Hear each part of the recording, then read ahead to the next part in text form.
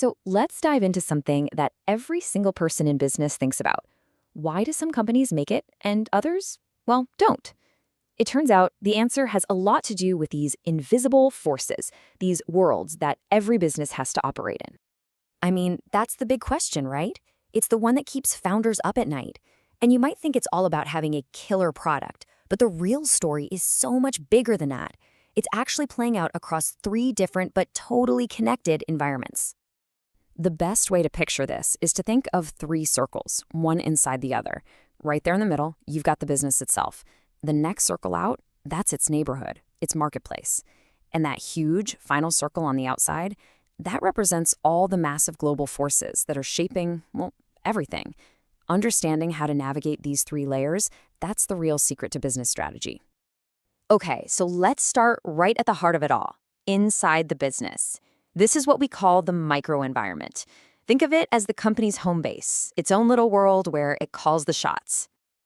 If there's one word you need to remember for this layer, it's control. Yeah, control. The microenvironment is basically everything the company's leadership can directly decide on and manage. We're talking about everything from its big picture mission right down to what happens day to day. You can almost think of this internal world as the company's DNA. It's made up of four key parts. You've got its direction, the vision and the goals. You've got its people and the culture they create. That's the company's personality.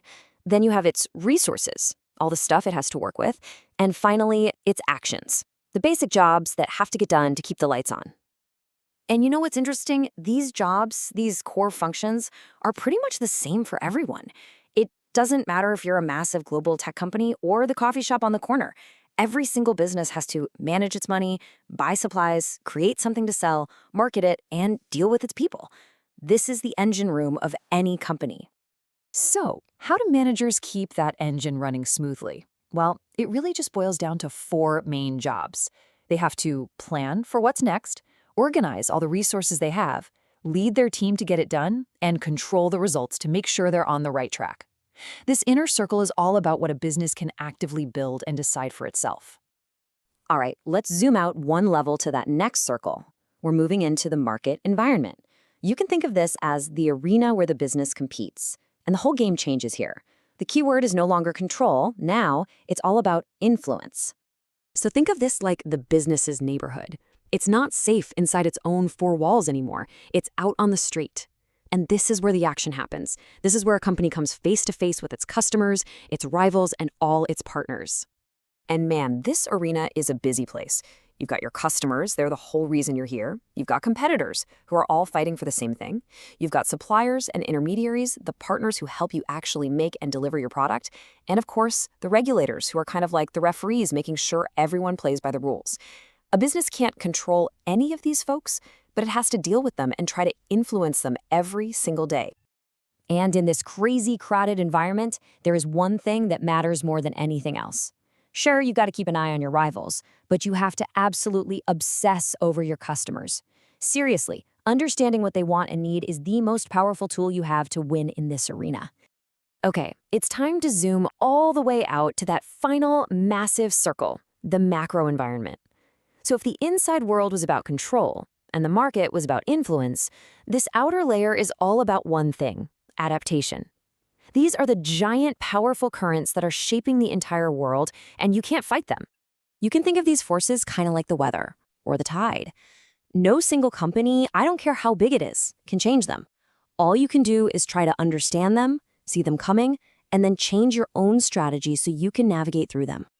And these forces are huge. We're talking about massive technological shifts, like the rise of AI, economic changes, like when interest rates go up, new social trends and cultural values, big political decisions and new laws, even changes in the actual physical environment.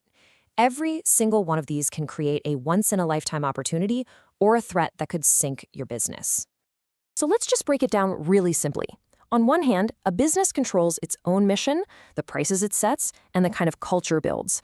On the other hand, it has absolutely zero control over new government laws, the state of the economy, or the next huge tech breakthrough. The real winners are the ones who master what they can control, while being smart and fast enough to react to what they can't. So we've got our three layers, right? The inside world, the marketplace, and the big global forces. But here's the kicker.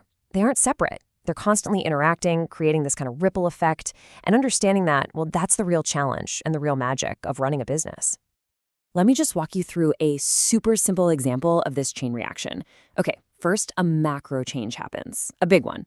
The government passes a new law banning single-use plastics. That sends a ripple out into the market. Suddenly, all the suppliers have to change to new, probably more expensive materials. Then that ripple finally smacks right into the business's internal, micro world. Its costs go up, which means it has to rethink its prices and maybe even its whole marketing message. See? One big change on the outside causes a whole cascade of changes on the inside. And that, right there, is the most important thing to take away from all of this. A company can have the smartest strategy, the best team, the most amazing culture, but if it can't adapt to those ripples coming from the market and the wider world, it's just not going to make it. Being able to adapt isn't just a skill, it's the ultimate competitive advantage. So from now on, when you see a store change its packaging, or a tech company add a new feature, or even just your local cafe raising its prices, I want you to ask yourself a question. Which layer is pulling the strings here? Is it a decision from inside the company, a reaction to a competitor, or is it a response to some huge global trend?